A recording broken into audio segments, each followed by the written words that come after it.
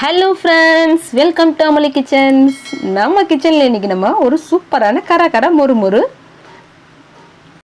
மலைக்கு இதமாக சூப்பராக ஒரு கப் டீயோட நம்ம இந்த அமலி கிச்சன்ஸ் மொறு ரிப்பன் பக்கோடா வச்சு சாப்பிட்டோம் அப்படின்னா இதோட டேஸ்ட்டே வேறு லெவல் தாங்க. நம்மளோட இந்த ரிப்பன் பக்கோடா ரெசிபி எப்படி பண்ணுறது அப்படிங்கிறத வாங்க குயிக்காக ஒரு 3 நிமிஷத்தில் பார்த்துடலாம். இப்போ ரிப்பன் பக்கோடா பண்ணுறதுக்கு ஒரு கப் அளவுக்கு பார்த்திங்கன்னா 150 கிராம் பொட்டுக்கடலை எடுத்திருக்கேன். அது கூடவே ஒரு 3 பல் அளவுக்கு பூண்டு இதை மிக்ஸி ஜாரில் போட்டு நல்லா நைஸாக பொடி பண்ணி எடுத்துக்கலாம். இந்த அளவுக்கு நம்ம பொடி பண்ணி எடுத்துட்டாச்சு. இப்போ இதை உரமாக வச்சிடலாம். இப்போ வேறு ஒரு பவுலில் 400 கிராம் அளவுக்கு பச்சரிசி மாவு, நான் வறுக்காத சாதா பச்சரிசி மாவு தான் யூஸ் பண்ணுறேன்.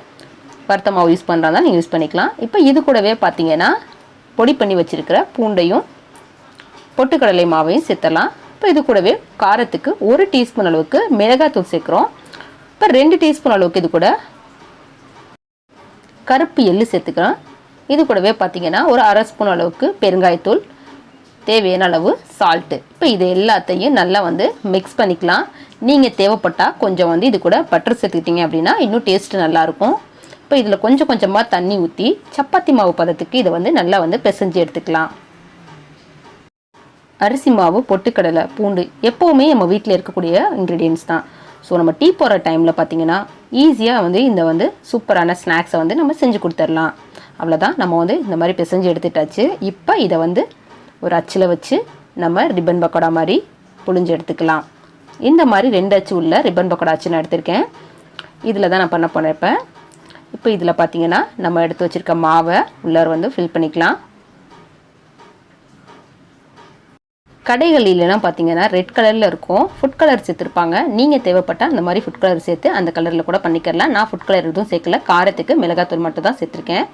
இப்போ எண்ணெய் காஞ்சிருச்சு. எண்ணெய் காஞ்சதும் நம்ம எடுத்து வச்சுருக்கிற அச்சிலேருந்து ரிப்பன் பக்கோடாங்களை நல்லா புழிஞ்சு விட்டுறலாம். எண்ணெய் தெறிக்கும், பார்த்து அடுப்பை கம்மி பண்ணி வச்சு பண்ணுங்கள். எண்ணெய் நல்லா காஞ்ச பின்னால் அடுப்பை குறைச்சி வச்சு அதுக்கப்புறம் நீங்கள் புழிஞ்சு எடுக்கலாம். ஒரு சைடு வெந்ததும் பெரட்டி விட்டு இன்னொரு சைடு நம்ம வேகப்படலாம். முழுவதுமாக அந்த எண்ணெயில் இருக்க பபுள்ஸ்லாம் அடங்கின பின்னால் எடுத்தோம் அப்படின்னா கரெக்டாக வெந்திருக்கும். அவ்வளோதான், ஓரளவுக்கு வெந்துருச்சு. இப்போ பபுள்ஸ்லாம் பார்த்திங்கன்னா நல்லாவே அடங்கிடுச்சு. இப்போது நம்ம பொரிச்சு எடுத்துடலாம். அவ்வளோதான் ஃப்ரெண்ட்ஸ், நம்மளோட ரிப்பன் பக்கோடா ரெடி ஆயிடுச்சு. ட்ரை பண்ணி பாருங்கள், கண்டிப்பாக உங்களுக்கு பிடிக்கும். ரொம்ப குயிக்காக ஈஸியாக டீ போகிற டைம்லேயே பக்கத்துலேயே செஞ்சு முடிச்சிடலாம்.